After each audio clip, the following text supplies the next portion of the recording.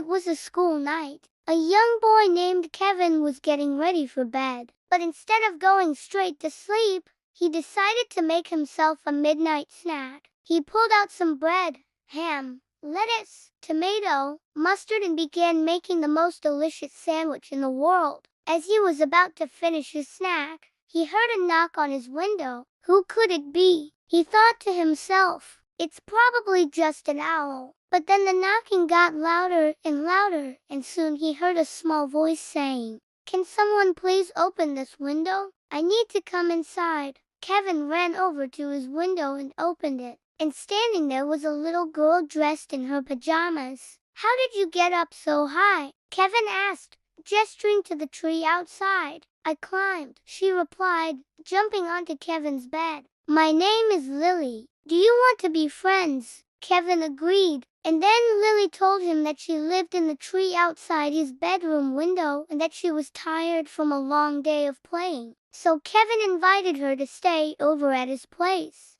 While Lily changed into a pair of Kevin's old pajamas, Kevin made her a sandwich just like the one he had made for himself. Soon after, both kids were asleep in Kevin's bed. Hours later, Kevin woke up from a nightmare and turned to see if Lily was still in bed with him. But much to his surprise, she was gone. As Kevin got out of bed to go look for her, he saw that she had made a huge mess all over his room. Her toys were strewn across the floor, clothes were tossed everywhere, and even his bookshelf had been overturned. "Lily," Kevin yelled, "what have you done?" Just then, Kevin noticed something peculiar. All of the trash that Lily had left behind seemed to be moving on its own. His teddy bear waved its paw at him, his lampshade marched around the room like it was a little tank, and his empty cereal box slowly floated up the wall. Kevin didn't know what to do, so he ran out of his room and down the hallway, calling for his parents. But before he could get to them,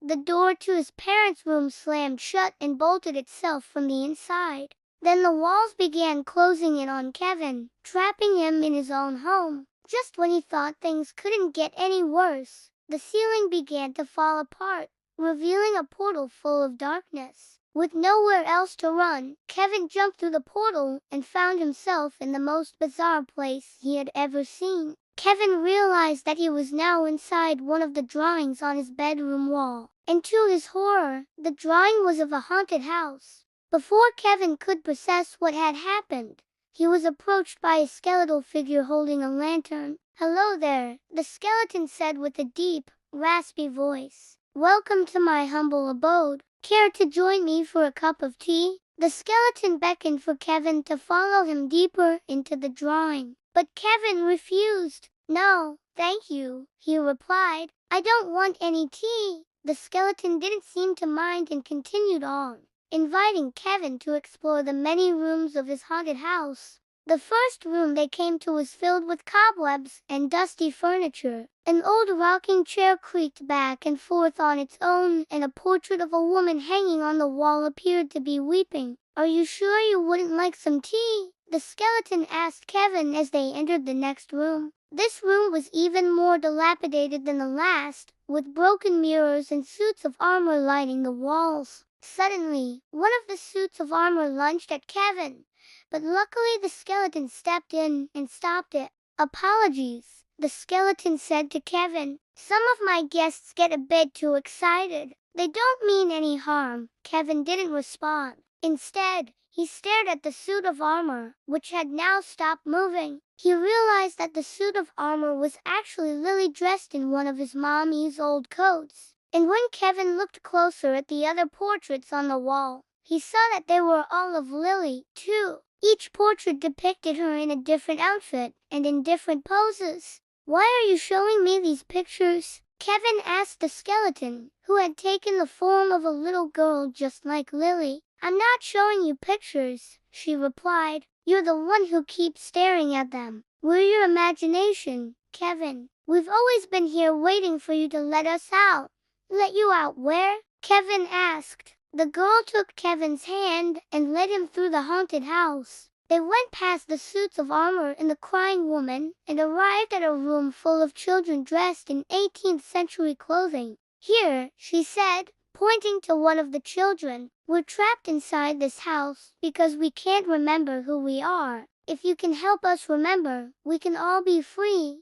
And so Kevin spent the next few hours talking to the children, trying to help them remember their names and stories. As each child remembered something about themselves, they glowed with a bright light and disappeared. One by one, the children vanished until only the girl remained. She looked at Kevin with tears in her eyes and whispered, "Will you help me remember?" Of course, Kevin agreed, and together they began searching the house for clues about her identity. They looked at the portraits, but they didn't offer any new information, so they moved on to the dusty old furniture, hoping to find anything that could help jog her memory. And then Kevin noticed a diary lying on a nearby table. He opened it up and began reading aloud. "My dearest journal, today I met a boy in the garden. He had the brightest eyes I had ever seen. I couldn't help but stare at him. I hope he feels the same way about me." Kevin looked up at the girl and asked, "Do you know this boy?" She shook her head sadly. "I'm afraid I don't." Kevin continued reading. "Today I saw the boy again. We talked for hours and I learned his name is Thomas. I think I'm in love with him." Suddenly, the girl's eyes widened. "Thomas," she whispered, "that's my name. My name is Thomas." As she said her name, she began to glow, but before Kevin could react, she disappeared. He was left alone in the room with the diary. Just then, the skeleton appeared behind him and said, "Well done, Kevin. You have freed us all from this house. But where did you all come from?" Kevin asked. "Are you all in my imagination?" The skeleton smiled. "Yes, Kevin. We live inside your mind. That's why you imagined us as monsters. You were scared of us." Kevin thought about this for a moment. "So does that mean that I can imagine anyone I want?" he asked. The skeleton nodded.